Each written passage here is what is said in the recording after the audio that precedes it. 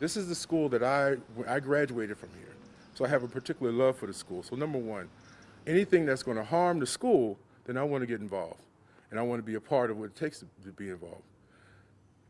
I'm here because they're getting ready to put a 90-acre sand pit, well, a very large sand pit, 50 feet from an elementary school.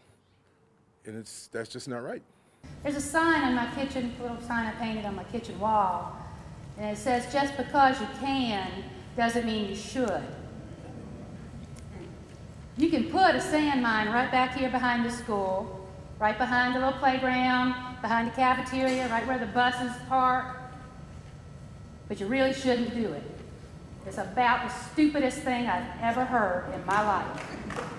You all heard that old saying, what came first, the chicken or the egg, right? The question is, would the district have been allowed to build a school here if the mine already existed? Not assuming that the district would have wanted to, but would it have been vetoed in its request because the mine was here and there was a general understanding that the two could not mesh. So what do workers' regulations of OSHA and EPA for the workers of a sand mine have to do with our school children? I believe they have a lot to do with it. We as adults have a duty to protect and guard our children, particularly when they are receiving their education.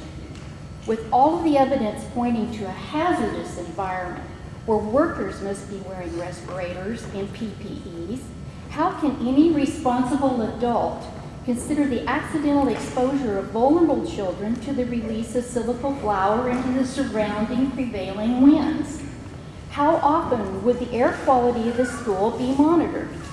Who would even want their child to be exposed to an environment that has to be monitored? Let me just say to you, I endorse all the comments, but I want to go back. In my business, I deal with facts, substance, and clearly, if you look under the section of the statute that deal with siting of sand mines, section number 5 and 4 clearly give sufficient evidence and facts to deny the permit. So if you follow the law and the rules, there should be no question whether this permit should be denied.